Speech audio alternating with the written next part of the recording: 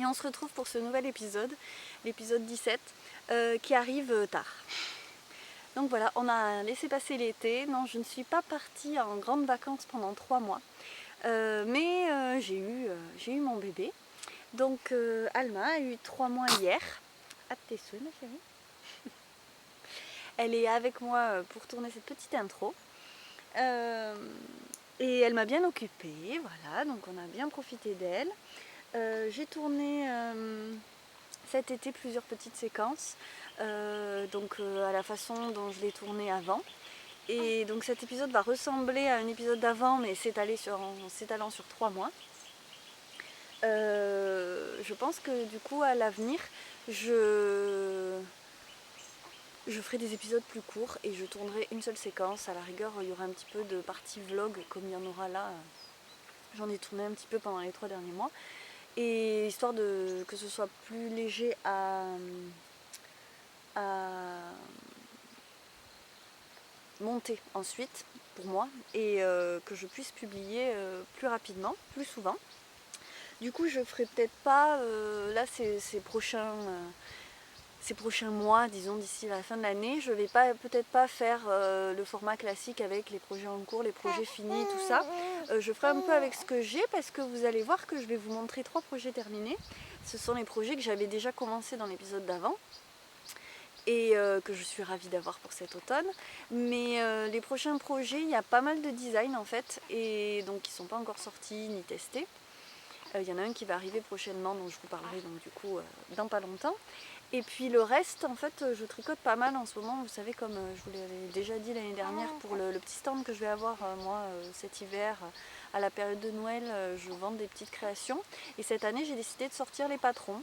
Ça peut intéresser plus de personnes qui regardent ce podcast d'avoir le patron que de savoir que je vends des bonnets, des bérets, des accessoires comme ça. Mais du coup tout ça, ça demande un peu de temps et c'est pas très intéressant de vous montrer ça dans le podcast. Voilà, donc du coup le podcast va évoluer, je ne sais pas encore comment. Vous savez que je n'ai aucune organisation, donc je suis en train d'essayer d'en commencer à vous esquisser les contours d'une, mais on n'y est pas encore. Du coup je vais vous laisser pour cet épisode qui va donc commencer. Donc il y a des petites vidéos qui datent de juin. Mais j'ai pas mis particulièrement les dates, hein, c'est du vrac. Et puis après on a une séquence que j'ai tournée en juillet, fin juillet, et puis après août. Et là on est le 6 septembre, voilà. Donc je suis ravie que vous soyez au rendez-vous pour ceux qui sont toujours là, qui m'auront attendu. Je suis très très contente d'avoir pu remettre en route le podcast. Et puis je suis assez impatiente de tourner pour les prochaines vidéos. J'ai déjà des idées, donc je pense que je vais m'y mettre tout de suite. Là dans les jours qui arrivent, histoire de reprendre un peu le rythme. Voilà, donc je vous laisse. Je précise que comme d'habitude, les notes et les liens utiles pour ce dont je vais vous parler dans cet épisode, ils sont dans l'article dédié sur l'épisode dans le blog. Donc vous avez le lien vers le blog et l'article s'il y a des petites choses que vous voulez retrouver. Et s'il y a des choses que j'ai oubliées, toujours vous n'hésitez pas, vous me laissez un commentaire et je vous donnerai l'info en suivant. Voilà, et bien écoutez, je vous souhaite une bonne rentrée, même si normalement elle a déjà eu lieu. Si vous venez de voir passer un grand chien blanc, c'est normal. C'est pas le mien, mais c'est normal. et écoutez, je vous laisse. Je suis ravie parce que c'est la 4e fois que je tourne cette séquence et il a fallu que je sois dehors. Donc j'espère que vous n'entendez pas trop le vent parce que Alma avait décidé que dehors c'était beaucoup mieux quand même. Elle est trop calme du coup, parce qu'elle chantait beaucoup dans la caravane. Voilà, du coup à côté de la caravane elle préfère, c'est comme ça. Du coup je vous laisse. Bon épisode. Donc merci d'être toujours au rendez-vous et puis de toute façon à très vite.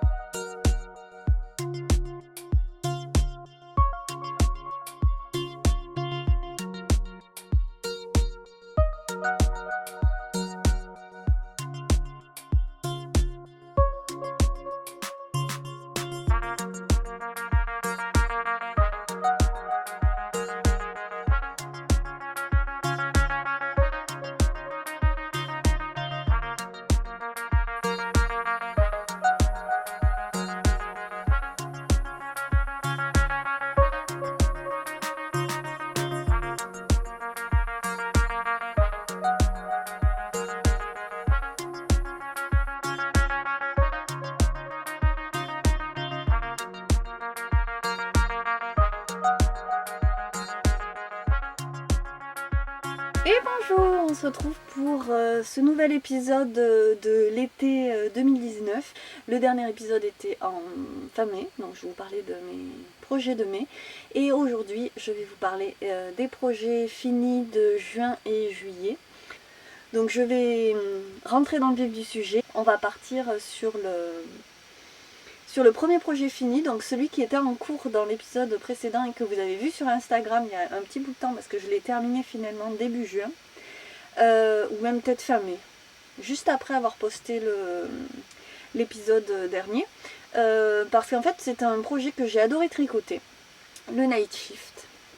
Hop, le châle donc Night Shift d'Andrea Mori, dont je vous ai parlé dans l'épisode d'avant et dans plein d'autres épisodes avant parce que j'avais en fait eu le coup de cœur pour des laines que j'imaginais parfaites pour ce projet. Alors, c'est-à-dire que quand le châle est sorti, je me suis dit oui il est beau, mais je me suis pas dit tiens je vais me le faire. Et un jour, en voyant un assortiment de laine Rico Design, donc c'est que je vous ai montré cet assortiment depuis que je l'ai acheté cet hiver, donc c'est celle-là, ces laines-là. Je m'étais dit ces 4 laines vont quand même trop bien ensemble et le Night Shift irait très bien dans ces coloris-là. Donc des coloris d'automne, je voulais rajouter un jaune, donc ce que finalement j'ai fait. Je ne vous représente pas les laines parce que je vous en ai déjà tellement parlé, et donc ne serait-ce que dans l'épisode d'avant, si vous ne l'avez pas vu et que les références vous intéressent, vous allez trouver ça dans l'épisode précédent. Vous pouvez retrouver la séquence sur le Night Shift où je vous présente les laines.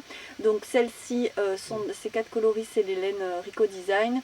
La jaune c'est de la Katia Mérinos et la beige, les crues, c'est de la Puna de Drops. Voilà.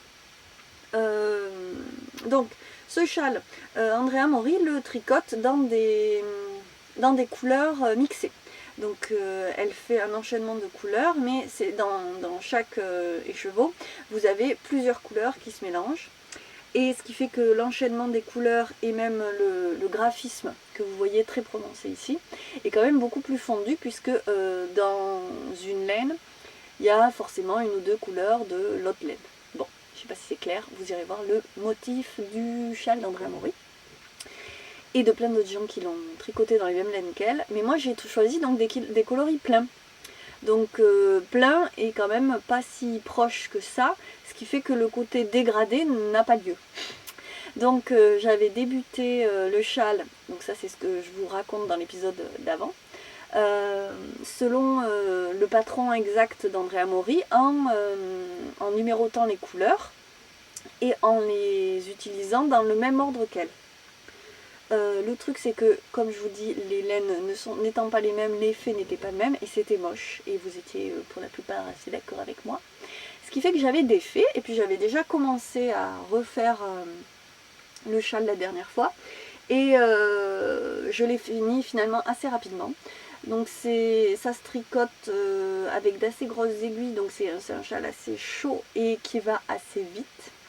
Et on ne s'ennuie pas parce qu'en plus, il n'y a quand même pas de difficulté à faire ce motif assez agréable, puisque ce n'est pas du jacquard, c'est de la mosaïque, ce qui fait que chaque rang, vous n'avez qu'une seule couleur. Donc je dirais que c'est tout à fait accessible aux débutants, aux amateurs débutants. Faut juste savoir lire un patron en anglais, puisque le patron est en anglais. Mais le motif se fait assez facilement, on comprend très vite, hein, c'est un nombre de répétitions, donc on n'a pas besoin de lire, de suivre le patron. Et on s'ennuie pas, parce que moi par exemple j'ai improvisé du coup, plutôt que de suivre ce qu'elle disait, j'ai essayé de garder une unité en faisant des transitions, si vous voulez. Vous voyez au début là, la transition c'est d'avoir gardé le beige, je le garde jusqu'au jaune là, puis après on passe au jaune, là après on passe marron, hop, là on fait une petite coupure, on a du noir, hop, on repasse au noir avec du rouge, là on fait la transition beige, là on garde du blanc, du rouge, du jaune, du jaune encore, voilà, vous voyez l'idée. En fait, au fur et à mesure, je prenais mes laines et je regardais ce qui pouvait aller. Des fois, j'ai pas forcément fait le nombre de répétitions qu'elle demandait. À la fin, c'est parce que je terminais mes laines aussi. Et du coup, ça donne une bordure, vous voyez, où les répétitions changent plus vite. Et je trouve ça très joli aussi. Alors, excusez-moi, j'ai reçu un message, je regarde parce que du coup, avec le temps que j'ai perdu, je surveille aussi qu'on ne m'appelle pas pour me dire que ma fille a faim. Voilà, donc le night shift, vous voyez, j'ai pris des libertés sur la fin et je trouve ça super joli aussi. À partir de là, vous voyez, là, on change les grands points. On passe du beige au jaune plus rapidement. On n'a que 2 répétitions là de petits points rouges. On finit la répétition de petits points en noir. Voilà, et là on change après. Et la bordure est en rouge et noir. Alors, ce châle, au final, parce que ça a quand même été difficile, le départ était vraiment pas agréable parce que je voyais bien que c'était moche et ça me plaisait pas. Il a vraiment fallu que je défasse. En plus, bien sûr, j'avais commencé en rentrant les fils bon élève, parce que je me suis dit, il va y avoir trop de fils à rentrer, il faut que je le fasse au fur et à mesure. Mais j'ai quand même défait et j'ai très bien fait, et je suis contente de l'avoir fini rapidement. C'est un châle qui n'est pas du tout d'été. Hein. Il est quand même gros, épais, je veux dire. Et je vais vous montrer aussi l'envers, qui est très joli, je trouve aussi. Donc ça ressemble un peu à du jacquard, mais c'est pas moche. Hein. Hop, c'est graphique autrement. Donc c'est important un peu aussi pour un châle parce que moi je passe pas 2 heures à les positionner, donc si l'envers est pas beau, c'est quand même embêtant. Mais donc je vais revenir du coup sur la construction de ce châle qui est un triangle asymétrique. Alors je vous montre un peu plus grand, mais je vais pas réussir à vous montrer la totalité dans l'écran. Je l'ai mesuré, il fait 1,80 m de long, avec, vous le voyez, une bordure en I-cord qu'on fait au fur et à mesure. Il y a une bordure en I-cord des 2 côtés. Et on finit par, enfin des 3 côtés au final, parce qu'on finit en I-cord aussi. Donc on fait l'I-cord de chaque bout au fur et à mesure qu'on tricote et on finit par un I-cord. Donc c'est très joli, j'aime beaucoup les I-cords. C'est une finition une de celles que je préfère. Donc 1,80 m de long et 1 m de profondeur, ce qui est beaucoup trop. Donc c'est pas un triangle régulier, il est asymétrique. Et le truc c'est que c'est très joli comme ça, mais pour le porter, je suis obligée de le plier quasiment en 2. Vous voyez, je le plie comme ça. Et parce que moi mes châles je les porte en écharpe en fait. Hein. Et ben, je vais vous montrer l'épaisseur que ça rend. J'ai dû mettre une photo, mais c'était sur le mannequin. Comme je les ai pris en photo pour mettre sur Instagram. Et donc vous voyez, c'est quand même énorme. Donc je l'ai porté déjà. 1 ou 2 fois, début juin, il a fait un peu frisquer. Mais je l'ai porté comme ça, vous voyez, sur rien. Et surtout sans manteau. Parce que là, moi, je ferme pas le manteau, quoi. Vous voyez, ça me prend toutes les épaules. Et c'est pour ça que des fois les châles trop conséquents et surtout trop profonds, parce que là j'ai quand même quasiment plié en 2. C'est pas ce qu'il y a de plus pratique à porter, et en fait j'ai réalisé que ce châle là, alors c'est ma version peut-être aussi, parce que quand je vois comment elle le porte Andrea Mori sur ses photos de projet, ça a l'air moins gros que le mien quand même. Hein. Et en fait, là où c'est vachement agréable qu'il soit profond, c'est de le porter en châle, comme ça, sur les épaules. Parce que là, il me couvre tout le dos, sans aucun problème. Il va largement jusqu'aux fesses. Et effectivement, comme ça, il me couvre bien. Mais c'est pas vraiment la façon que j'ai de porter les châles. Donc on verra. Hein, je vais peut-être m'y mettre. Au moins, on voit bien les motifs et les couleurs. Donc c'est vraiment à voir. Comme ça, c'est vrai que c'est idéal. Donc, conclusion, ce châle, je l'aime beaucoup, je suis contente de l'avoir fait. C'est pas du tout ce que j'imaginais au départ. Parce que moi j'imaginais quelque chose de très automnal et de très fondu en fait. Alors qu'en fait il est assez puissant et énergique, je trouve, avec ce rythme des graphiques que créent les successions de couleurs. Et au final, eh ben, c'est pas ce que j'imaginais, mais je l'adore. Je suis très contente de l'avoir dans ces tonalités, puisque j'avais pas vraiment de châle de châle dans ces tons-là. Et je suis sûre que je le porterai, même si je ne sais pas encore comment. Donc, en conclusion, je ne referai pas de châle de cette construction de sitôt quand même. Tant qu'à y être, je préfère un châle, ou alors aussi, mais plus fin. Voilà. En fingering par exemple, pourquoi pas. Voilà. Je réfléchis, mais c'est à peu près tout ce que j'ai à dire sur le Night Shift. L'avantage de l'avoir tourné 2 fois cette séquence, c'est que je suis allée beaucoup plus vite cette fois. Donc, patron très facile, je l'ai dit, accessible et en anglais. Bon, le seul hic c'est que ce soit en anglais pour un débutant qui ne sait pas tricoter en anglais, mais ça reste facile. Quand j'ai parlé de mes déboires avec les couleurs pleines, et du coup que le fait que ça ne me plaisait pas ce que ça rendait, beaucoup m'ont dit oui moi aussi j'étais pas contente, ou on fait le pull Night Shift et je sais pas si il doit pas s'appeler Night Shift, il doit avoir une petite nuance, mais bref, et n'était pas satisfaite finalement du résultat, ou ne pensait pas le porter comme ça, donc sachez-le. Si vous le faites avec des couleurs pleines, c'est quand même pas la même histoire que ce qu'elle a fait elle avec ses couleurs mixées. Et si j'ai pu en aider quelques-unes qui m'ont même montré leur magnifique châle, et ben j'en suis ravie, tant mieux. C'est un peu à ça que ça sert. Et je suis contente que ça ait porté ses fruits. Vous voyez que je plie mes châles n'importe comment. Hop.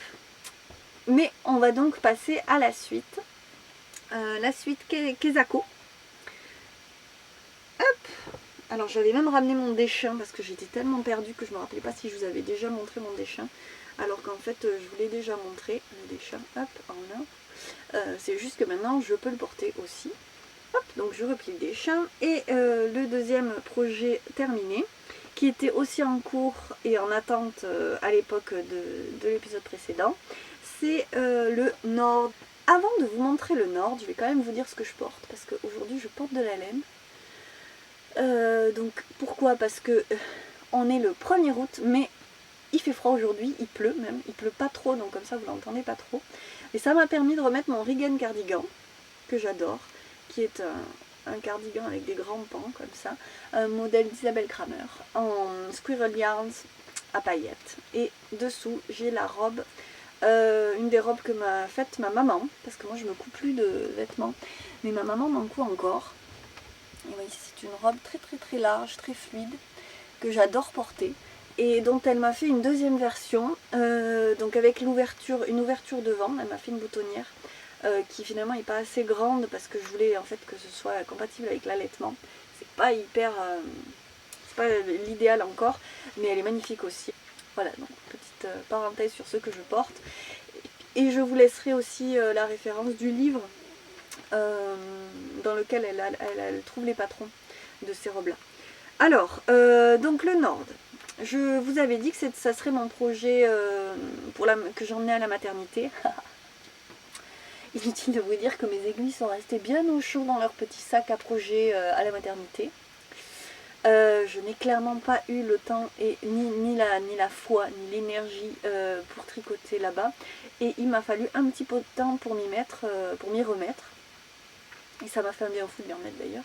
Donc j'avais déjà fini le devant, voilà, donc du Nord, qui est un pull assez basique avec juste donc un col V assez profond. Et ce cœur croisé là, c'est la Aurélie, la poule d'une poule à petits pas, qui avait fait ce projet il y a des années et qui m'avait donné envie de le faire, et qui avait appelé ça le cœur croisé. Donc vous voyez, il y a une torsade qui part en fait, les branches de la torsade partent du bas du pull et se croisent au niveau de l'encolure, ce qui donne très très très très jolie encolure. Et le reste c'est du point mousse. Alors, j'ai un peu suivi les modifications d'Aurélie la poule, parce que je n'ai pas dessiné les emmanchures, vous voyez, j'ai tricoté ça tout droit. Bon, c'est pas pratique à montrer le noir. Hein. Et donc, hop, pas d'emmanchures dessinées de ce côté-là. Et donc, le but c'était que ce soit un peu large. Et le dos, le panneau de dos, je me l'étais gardé pour... bon, excusez-moi, il était plié. Et donc il s'est un peu froissé. Il n'était pas plié nickel. Donc le panneau de dos, vous voyez, c'est un grand panneau de point mousse. Et donc je l'avais à peine commencé et je l'avais mis de côté. Parce que je m'étais dit que justement quand j'aurai bébé, pour reprendre le tricot, ça serait pratique d'avoir juste du point mousse. Et j'avais raison. Je suis contente parce que je l'ai fini quand même assez rapidement. Enfin assez rapidement. Hein. J'ai fait en un mois ce que normalement j'aurais fait en une semaine, mais c'est pas grave. C'était quand même assez rapide. Au vu du temps que j'ai passé, que j'ai pu y passer. Donc la seule chose que j'ai faite, c'est que j'ai quand même un petit peu... j'ai fait des rangs raccourcis en haut. Parce que donc c'est un modèle qui normalement se tricote à plat. Et donc j'ai tricoté à plat. Hein, parce que la seule chose que je consens à coudre, c'est le point mousse. Parce que je trouve que c'est quand même assez propre comme couture. Et vous voyez, on voit juste... En fait, on voit juste un peu de... C'est très discret comme couture. Vous voyez, hop. On voit qu'il y a quelque chose, mais ça fait pas une grande démarcation la couture. Voilà. Donc je trouve ça très propre sur le point mousse parce que... Et puis en plus c'est vraiment très simple à coudre le point mousse. Donc là j'avais dit oui, pourquoi pas. Et en plus le point mousse en rond ne me dit rien puisqu'il m'oblige à faire un rang en droit et un rang en vert. Ce qui n'a vraiment plus d'intérêt. L'intérêt du point mousse, quand on le prend pour sa facilité et la fluidité du point, ben, c'est que l'idée de faire que des points en droit. Donc il faut forcément le faire en aller-retour. Du coup j'ai choisi de faire des... Plutôt que de faire comme ils disent dans les patrons, quand on arrive là à l'échancrure de l'épaule, souvent on dit rabattre, continuer, et en fait quand on rabat ça fait quand même une échelle. Vous voyez, ça fait, on voit une petite démarcation du rang qu'on a fait après avoir rabattu. Et je trouve ça quand même beaucoup moins joli que de faire des rangs raccourcis qui font qu'après votre projet, votre tissu, il est quand même droit. Donc même quand vous le cousez, alors là je trouve que j'ai fait un grafting. Ce qui fait que c'est pas un rabattage à 3 aiguilles, c'est vraiment un grafting. Donc on peut faire un grafting sur du point. Vous voyez, on ne le voit pas. Vous voyez, on ne le voit pas. Hop, voilà. Là, on est très très très discret en couture. Et donc le grafting, c'est quand vous mettez vos aiguilles à tricoter parallèles l'une à l'autre. Et avec une aiguille à coudre, vous faites des points particuliers pour reproduire en fait le point en droit. Donc quand vous le faites sur du point mousse, il faut que chaque rangée de mailles que vous avez laissé en attente soit des rangs en vert. Sinon vous allez avoir deux rangs ou 3 rangs en droit, puisque le rang de fermeture va être un rang en droit. Donc si vous faites un rang en droit et qu'à côté c'était des rangs en droit, ça va vous faire du jersey. Donc pour garder le point mousse, il faut que les deux rangs en attente de chaque côté de votre tricot soient des rangs, les derniers rangs, que ce soit des rangs en vert. J'espère que c'est clair ce que je viens de dire. Sinon, mettez-moi en commentaire que vous n'avez rien compris, j'essaierai d'expliquer autrement. Voilà, donc je suis quand même assez contente des finitions que j'ai faites. Je suis en train de me demander s'il n'y avait pas une histoire de reprendre les mailles de l'encolure, mais enfin moi je trouve elle est très jolie comme ça, donc je vais la laisser comme ça. Et donc ensuite les manches, j'ai relevé des mailles. Donc j'ai relevé un rang sur deux. Une maille sur un rang sur deux, puisque en fait j'ai relevé les mailles du point mousse qui ressortent, là, ce que j'appelle les côtes du point mousse, donc les rangs en vert qui font une petite boule sur le côté. Et ça suffit largement. Et alors, au lieu de les tricoter en rond, je les ai tricotés à plat aussi, donc pour la même raison que je vous ai dit tout à l'heure. Tricoter en rond du point mousse, ça n'a plus aucun intérêt. Et j'ai fait ma couture qui franchement est super jolie aussi et très discrète aussi je trouve. Donc voilà, j'ai tricoté à plat et j'ai fait ma couture ensuite. Et en plus franchement ça va très vite. Donc voilà, le point mousse m'a clairement réconcilié avec la couture en tricot. Je ne vous laissais pas parce que là je vais pas pouvoir me mettre debout ni rien. ou alors à la fin, je le mettrai sur moi pour vous montrer. Donc un projet franchement que je suis ravie d'avoir fait, même si il est tout noir. Donc c'est pas captivant, c'est la même laine que le Night Shift, hein. C'est la Rico Essentiel Merino DK, non, Aran. Et donc je l'ai pas encore testé, je vous avoue, je l'ai porté que pour faire quelques photos, parce que j'ai déjà fait quelques photos portées, mais je sais pas si c'est celle-là que je mettrai sur Instagram. Et il me tente quand même de le mettre. Donc le décolleté est quand même assez profond, donc c'est pas un pull, c'est un pull sous lequel il faut choisir ce qu'on met. Je vais peut-être quand même essayer de vous le montrer là-dessus. Et je pense que ça sera un très bon basique que je referai en clair, en écru, un peu comme le modèle qui a été fait. La poule l'a fait en écru. Et elle l'a fait, elle, avec un fil, je crois que c'est de l'alpaga, silk alpaga de drops, et un fil fingering, ce qui donne une autre fluidité au projet. Vous pouvez aussi jouer du coup en faisant comme ça sur les anses.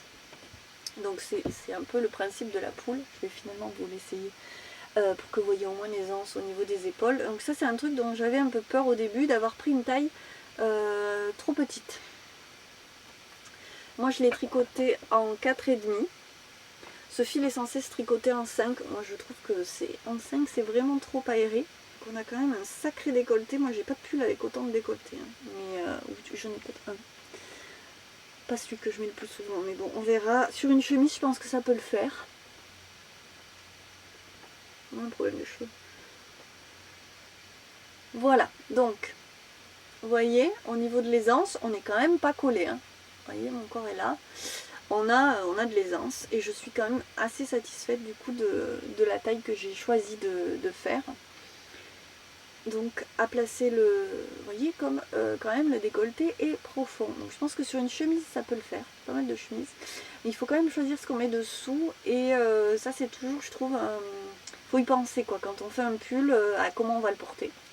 Donc le côté noir en point mousse, je vais le porter avec n'importe quoi. La petite torsade, ça fait vite son petit effet. Et alors, il faut penser aussi que le point mousse se détend. Donc il se rallonge. Quand on le tricote, on se dit, en fait, on commence par le bas. Et quand je l'ai tricoté, je me suis dit non mais ça va être trop court, quoi, ça va être cropped. En fait pas du tout, parce que ça se détend et que mine de rien, ça là c'est quand même assez long. Et puis si on veut, on peut le rallonger en haut, au niveau du haut. On ne peut pas vraiment rallonger en bas, parce que les panses, enfin le dessin de la torsade, vous voyez, se rejoignent. Donc on ne peut pas vraiment jouer là-dessus. On a un écart de départ et on va se rejoindre forcément à un endroit qu'on ne peut pas rallonger. Et donc je vais me lever juste ici. J'avais dit que je faisais pas ça. Et bien sûr je le fais quand même. Donc voilà, dans l'idée. Donc j'avais un peu peur parce que j'ai quand même des kilos à perdre. J'ai vraiment des hanches. Je pense que je fais un 42 au niveau des hanches du bas. Et je fais un 36 en haut. Youpi! Et donc vous voyez, ça passe quand même. Je suis quand même pas trop, on tire pas trop dessus. Donc je suis assez contente. Et je vais réussir à le porter. Il est quand même très joli, quoi. Hop. Voilà, donc le Nord, que je vous montrerai aussi porter sur d'autres choses, hein, mais qui est fini. Et je pense qu'à un jour près, j'aurais pu vous montrer aussi le Miroménil, puisque là je suis, attachez-vous bien, au rang de rabattage. Donc j'ai terminé, hein, le Miroménil. Il me reste les fils des manches à rentrer et donc faire le rabattage que je veux faire tubulaire comme dans le patron. Et donc autrefois ça n'aurait pas existé ça, c'est-à-dire que j'ai fini les côtes il y a 2 jours. Voilà. On est jeudi et j'ai fini les côtes mardi soir. Et normalement je ne serais jamais allée me coucher sans faire mon rabattage. Mais c'est quand même un rabattage tubulaire, donc à chaque fois je me redemande quelle technique je vais utiliser. Donc d'ailleurs je vous mettrai sur le blog le lien de la vidéo que je vais utiliser. Et puis là non, là le niveau de fatigue et puis le temps de sommeil est trop important pour que je m'attarde là-dessus. Donc comme quoi, vous voyez, la vie change. Celles qui sont dans la même situation que moi le savent déjà. Moi j'apprends. Donc je vais le rabattre aujourd'hui ou demain. Et donc dans la prochaine séquence, je vous présenterai le Miroménil fini. Ou alors si j'ai encore tardé, il sera encore en cours. Mais voilà, j'ai quand même avancé, donc sachant que le Miroménil c'est un projet que j'avais aussi beaucoup avancé avant l'accouchement, avant la naissance. Et il faut que je dise naissance, ça y est, il faut que je passe au mot naissance, pas accouchement. Le Miroménil qui... Bon ben, je suis super contente parce que c'est 3 projets que je peux pas porter maintenant. Mais que je vais être ravie d'avoir, je vais avoir quand même une super garde-robe tricot là à l'automne, parce que je suis frileuse, hein. Donc je vais les porter dès qu'il fera, même aujourd'hui, vous voyez, peut-être que je vais garder le nord pour tester plutôt que le Regan. Et donc je suis vraiment ravie. Je vais vous laisser là-dessus. Donc je suis très contente d'avoir déjà tourné celle-ci et d'être à nouveau là. Je vous dis donc du coup à tout de suite pour vous.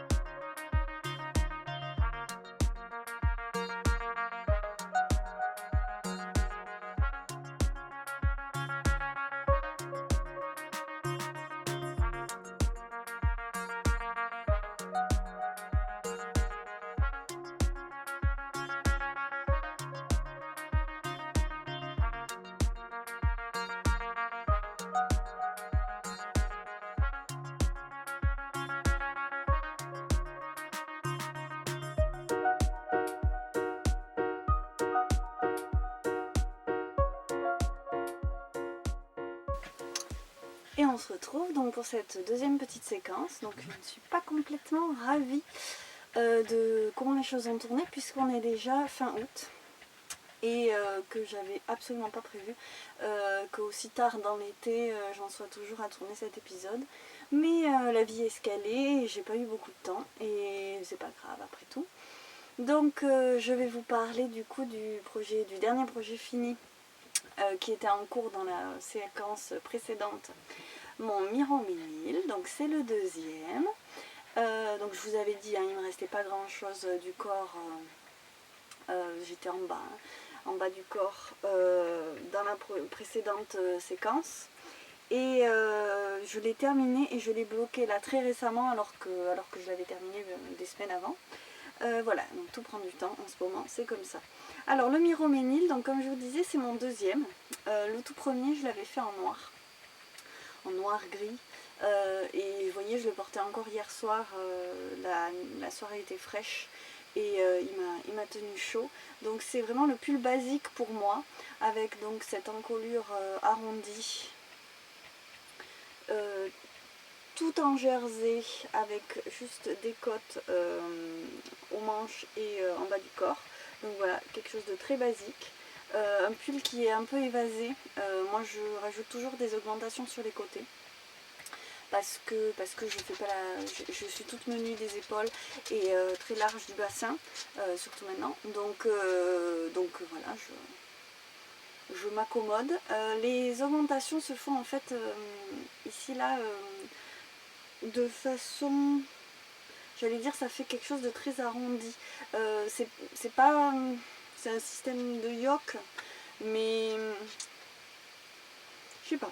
Il y a quelque chose. Alors moi dans ma laine, ça se voit pas vraiment parce qu'elle est un peu poilue, donc on remarque pas forcément. Mais je sais qu'il y a d'autres modèles dans lesquels on voit bien le dessin des augmentations. Ça fait des lignes arrondies comme ça, des petites virgules. Voilà, donc un pull tout basique qui me tardait d'avoir fini, que j'ai tricoté en R de Drops. Voilà, qui est donc un fil, vous voyez, assez poilu. Moi je l'ai tricoté dans le coloris 9. Hop, voyez. Donc ce coloris bleu que j'avais déjà tricoté pour faire un pull modèle Drops il y a quelques années, que j'avais donné à une amie parce qu'il était trop grand pour moi. Et donc la Drops R, qui est en baby alpaga et laine mérinos. Et je vous en reparlerai tout à l'heure de la R, parce que j'ai refait une petite commande. Excusez-moi, il met du temps à faire la mise au point.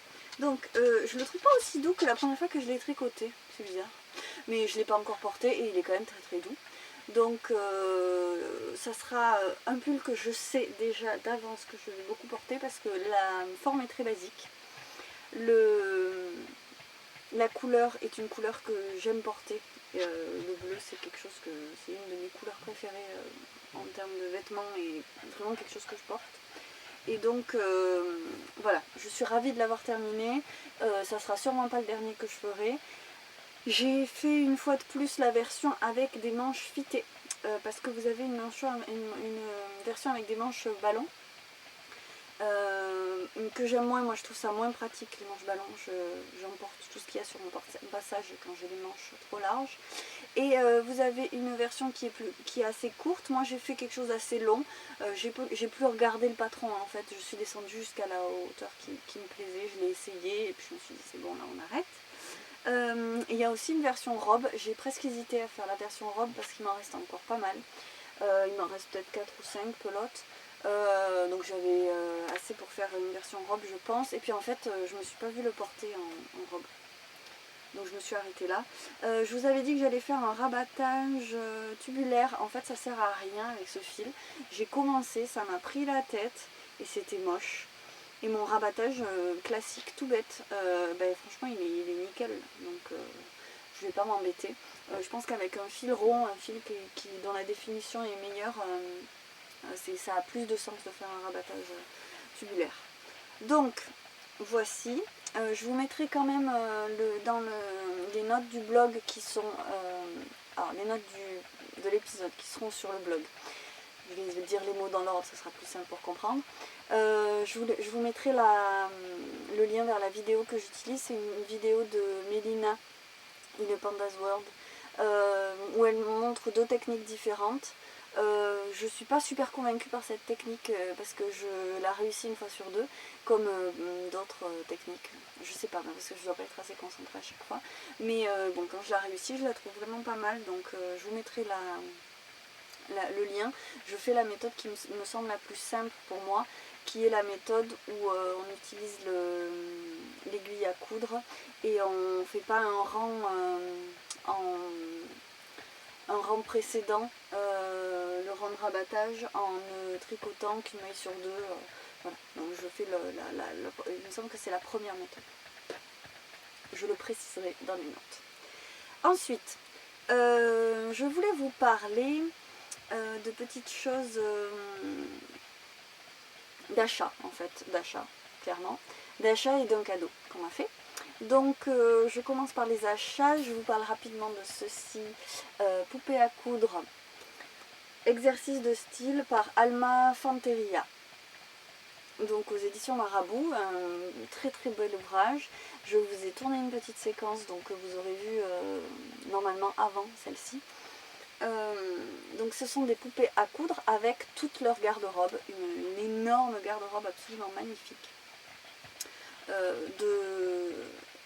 Donc de cette créatrice qui s'appelle Alma Fanterina et qui, en fait, c'est grâce à son prénom que je l'ai découverte, puisque quand j'ai dit sur Instagram que j'avais appelé ma fille Alma, quelqu'un m'a dit que c'était un prénom qu'elle aimait parce qu'elle avait découvert cette créatrice. Je suis allée voir, donc sur Instagram c'est Noon Studio, et j'ai adoré. Au début je me suis dit non mais je suis pas du tout poupée moi. Donc je me suis dit non, non ça va pas me dire, et puis en fait j'y ai repensé, je me suis dit, bon, je commande. Donc j'ai commandé le livre.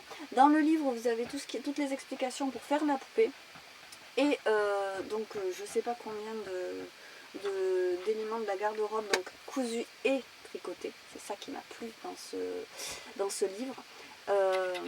Et chez cette créatrice, parce que on peut tricoter des choses pour les poupées, j'ai trouvé ça génial, quoi. C'est quand même ce qui m'attire le plus comparé à la couture, mais du coup je pense que ça sera une bonne entrée pour une motivation aussi pour lui faire quelque chose qui ira avec ses tricots et coudre quand même. Donc dedans, dans ce beau livre qui est quand même assez épais, hein, vous voyez, vous avez le patron de la poupée pour en faire autant que vous voulez.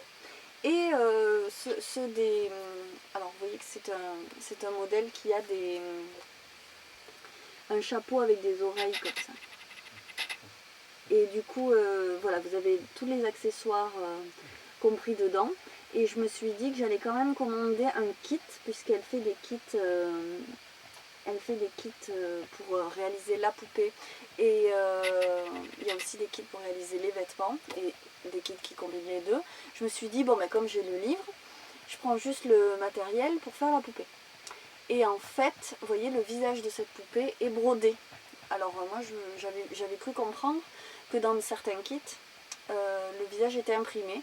En fait, c'est pas dans le kit que j'ai pris moi, qui est le premier, le tout basique, pour juste faire la poupée toute nue. Donc il va falloir que je le brode. Et alors, depuis que je l'ai reçu, donc ça fait facilement un mois, j'ai perdu le kit. Je le cherche partout. Je sais pas ce que j'en ai fait, ça me rend malade. Donc j'avais quand même tout ce qu'il fallait pour. Je trouvais ça très confortable. Donc c'est pas grave, puisque j'ai ça, je n'ai pas besoin du kit. Mais quand même, voilà, ça m'embête, mais c'est pas grave, je vais me trouver une toile et je vais le commencer. Donc je vais broder son petit visage. Donc normalement j'aurais dû vous montrer au moins le visage brodé, quoi. Peut-être pas forcément la poupée cousue, mais c'est pas grave. Donc ça c'était le premier achat, mon petit cadeau pour moi et ma fille. Et ensuite j'ai bien sûr acheté de la laine. Donc je vais vous parler tout de suite de la R. En fait je vais pas vous en parler longtemps parce que j'ai juste acheté du vert parce qu'il me semblait pas mal. À la vidéo il rend pas mal. En vrai il est plus flash. Il est... c'est pas qu'il est clair, il est plus flash quoi. Et que sombre. Je l'aurais voulu plus sombre. Vous voyez, là il est quand même, on est en fin de journée, fin d'après-midi, donc là vous voyez une couleur un peu plus sombre. En vrai il est un tout petit peu plus flash, peut-être un peu trop, mais bon je sais que je le porterai. Je n'ai pas d'idée de ce que je vais faire avec. J'ai fait une commande, j'ai commandé de la drops parce que je réalise beaucoup d'articles de mon petit stand de l'hiver avec de la puna de drops parce qu'elle est économique et que ça reste une laine que moi j'aime beaucoup et qui je trouve résiste bien dans le temps. C'est 100% alpaga, bon voilà, c'est quelque chose que mes clients aiment bien aussi. Donc je fais des commandes tous les ans sur Kalidou ou sur Luslem. Et là je vous avoue que je ne sais plus où est-ce que j'ai commandé, mais un des deux. Peut-être Luslem parce qu'il faisait des promos, parce que d'habitude ces derniers temps j'ai plus commandé sur Kalidou, mais là il y avait un déstockage, donc j'ai dû en profiter et je me suis dit que comme il restait de ce vert, et ben, j'allais profiter de cette commande pour en recommander, et j'ai recommandé de la bleue. Il restait que 3 pelotes, donc je me suis dit je prends les 3 et comme ça avec ce qui me reste, parce que je vous ai dit qu'il me restait 5 pelotes, mais il doit me rester 5 pelotes en tout. Il devait m'en rester que 2 après le pull, un truc comme ça. Voilà. Donc il me restait du bleu, je me suis dit je recommande ce qu'il y a, s'il en reste que 3, ben, je prends les 3. Et je me ferai un autre projet avec. Je pensais peut-être à un Ramona cardigan. Il me tente bien depuis longtemps. Mais j'ai même pas regardé si l'échantillon pourrait correspondre. C'est une idée en l'air comme ça. Donc voilà, je vais juste vous montrer du coup les couleurs que j'ai commandées en puna. Donc un rose, un gris clair, le gris foncé que je commande toujours, le bleu là, jean que je commande aussi. C'est celui-là qui doit s'appeler jean en plus. Et un bleu clair que je connaissais pas. Et un beige. Donc d'habitude je prends il est plus clair que ça, je prends de l'écru et là c'est vraiment beige. Voilà. Donc la petite commande de drops, et puis du coup j'ai aussi commandé quelques pelotes de cette catégorie parce que je la connaissais pas. La Baby Alpaga Silk.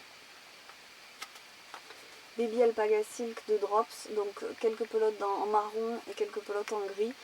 J'avais une idée de design de châle, donc pas pour faire les deux couleurs ensemble, mais du coup je me suis dit que au final j'aime pas trop le rendu du marron, mais bon, c'est pas grave.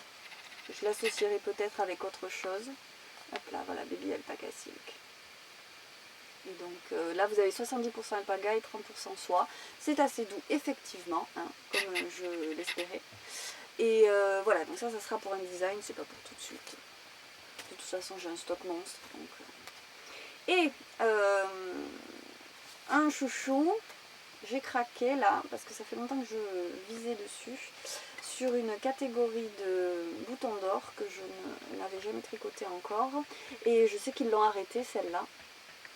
Et je ne sais pas si d'ailleurs, il me semble que Bouton d'Or et Annie Blatt, ça ferme. C'est une marque qui va disparaître.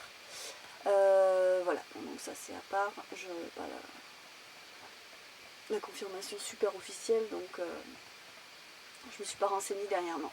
Mais il me semble que ça ferme. Donc bon, je me suis dit, surtout que cette catégorie, je sais qu'à la mercerie, elle la faisait plus. Je lui ai dit pourquoi. Elle m'a dit parce qu'ils l'ont arrêté.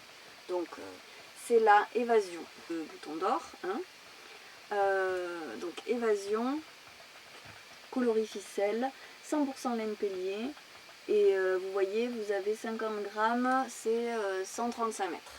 Donc ce que je vais me faire là-dedans, c'est un cardigan, un design à moi aussi. J'ai commencé à échantillonner, à réfléchir, à dessiner. C'est pas pour tout de suite bien sûr, mais c'est un des prochains projets que je vais mettre sur mes aiguilles. Voilà. Donc en fait je n'ai rien monté de plus parce qu'il faut absolument que je travaille sur ma collection d'hiver, parce que là on est en août et que moi je tricote quasiment pas. Avant mon bébé, je pouvais faire un jour où je m'y mettais, où voilà, je travaillais sérieusement, je pouvais faire 3 bérets dans la journée, ou presque, ouais, 2,5. Maintenant j'en fais un en 5 jours, hein, donc tranquillement mais sûrement. Et ce qui est aussi très long, hein, c'est que je ne fais pas que ça, et j'écris les patrons. Donc bientôt je vais les mettre en test là pour cet automne. Donc voilà, tout ça prend du temps. J'ai pas remonté quelque chose sur mes aiguilles parce que je sais que je vais avoir envie de m'y mettre. Quand je commence un truc, j'ai envie de le finir. Donc ça sera un des prochains projets sur mes aiguilles. Je ferai quand même quelque chose pour moi ou pour Alma plus tard, mais il faut que j'avance pour l'instant là-dessus. Et c'est aussi pour ça qu'en août, je peux rien vous montrer en fait. Voilà, il y a mon châle qui est encore en test, que je voudrais sortir en français et en anglais, donc c'est pareil, ça me prend un temps fou. Donc voilà, que voulez-vous, ça prend du temps et du coup c'est moins de conséquences que j'ai à vous dire pour les derniers mois en fait. Et je voudrais finir maintenant par un adorable cadeau que j'ai reçu dans sa jolie petite boîte. Des gourmandises. Des gourmandises au crochet. Donc mille merci à Bobine et Pelote qui m'a envoyé ce cadeau génial. Je vous ai parlé du livre que j'ai acheté pour faire des petits aliments au crochet. Donc tout ce qui est... Alors je dis aliments parce que c'est pas que les fruits et légumes, il y a aussi la charcuterie, le fromage, les gâteaux, tout ça. Et donc je voudrais lui faire une dînette. J'ai pas commencé, j'arrive pas à me décider sur ce que je vais faire en premier. Bon, mais du coup, Eve de Bobine et Pelote m'a entendu et m'a envoyé d'adorables fraises. 7 fraises en plus. Donc voilà, bon, quand je vois le travail que ça représente pour moi le crochet, ça a une valeur inestimable. Et donc je voulais vous les montrer parce que c'est quand même vraiment trop adorable. Avec tout le détail des petites graines dessus. Voilà, elles sont trop belles. Trop belles mes petites fraises. Voilà. Donc un cadeau adorable. Et maintenant il faut que je m'y mette pour accompagner tout ça. Mais pas tout de suite. Je suis un peu paumée en ce moment dans tous mes projets, ce qu'il y a à faire, le nombre d'heures dans la journée. Voilà. Je précise juste que ce que je porte, c'est issu d'un livre, Knitted Tank and Mix. Je mettrai aussi la référence du livre, mais je l'ai tricoté l'année dernière. Vous pouvez trouver le projet d'ailleurs sur mon Ravelry. Il faut que je mette là ces derniers jours, je vais mettre à jour les derniers projets que j'ai faits. J'essaye de marquer au moins les modifications que j'ai faites. Je marque pas la quantité de laine exacte parce que je pense pas à peser mes laines quand j'ai terminé. Par contre, je marque quelle laine c'est et j'essaye toujours de marquer les modifications que j'ai faites. Donc ce petit haut, je l'ai fait l'année dernière et c'est le...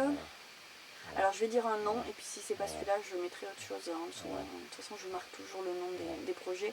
C'est le Saïr, il me semble. Voilà. Donc un top que j'adore et vous voyez dans le dos vous avez la même dentelle que devant et que finalement j'arrive à porter cet été. Il ne va pas exactement comme l'année dernière mais j'arrive à le mettre quand même. Voilà. Cet épisode aura vraiment été spécial. Je pense que je vais changer le format parce que ces formats longs, je sens que je vais réussir à les sortir une fois tous les 6 mois et 2 épisodes de podcast par an, ça va m'attrister fortement. Donc je vais sûrement faire quelque chose d'un peu plus court, je réfléchis au nouveau format. Et en attendant, je vous laisse et je vous remercie d'être là au rendez-vous, même si je vous ai abandonné pendant 3 mois. Je vous fais des gros bisous. Mille merci et tricotez bien, portez-vous bien. Voilà, tranquillement, on revient vers la saison des tricots et on va pouvoir ressortir les nôtres. Le bon côté du froid qui arrive. Tous les ans, je me dis j'ai quand même de la chance d'aimer voir arriver le mauvais temps parce que j'ai ça. J'ai mes petits trésors que je vais pouvoir ressortir. Donc j'ai déjà commencé à penser à mes tricots d'hiver qui vont revenir là sur mes épaules un peu différemment puisque voilà, l'année dernière j'étais enceinte et du coup voilà, c'est sympa. Le temps passe et les tricots sont toujours là. Allez, à la prochaine, j'arrête de dire des bêtises et portez-vous bien, à très vite et merci encore. Toudou.